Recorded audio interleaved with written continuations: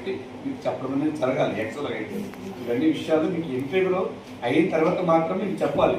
మీకు ఇంటర్వ్యూ చేసిన తర్వాత నువ్వు అర్హత కాదా అనేది మీరు డిసైడ్ చేయాలి. సో మా సార్ ఏం చెప్పారంటే, మీరు రామారావు గారు వీళ్ళు ఓవరాల్గా కూడా పనిచేయడానికి వచ్చారండి. ఓవరాల్గా మీరు విషయాలన్నీ స్పష్టంగా చెప్తే వాళ్ళకి అర్థమైతే చేస్తుంది, అర్థం లేదు అని చెప్పిన తర్వాత మీకు ఓవరాల్గా కూడా అనేది ఒక ట్రైనింగ్ ప్రోగ్రామ్ లాగా ఒక 2 hours నాకు పనిచేస్తే నేను ఓవరాల్గా కూడా అనేది వికసన ప్రాజెక్ట్ అనేది ఏం చేస్తుంది, ఎవరితో పనిచేస్తుంది, అది ఎవరికి మేలు చేస్తుంది, వాళ్ళకి ఎటువంటి రోల్ సహకారం చేస్తుంది, ఎప్పుడు చేస్తే ఏ విధంగా చేస్తుంది అనేది మీకు చెప్పడం జరుగుతుంది. ఓకేనా?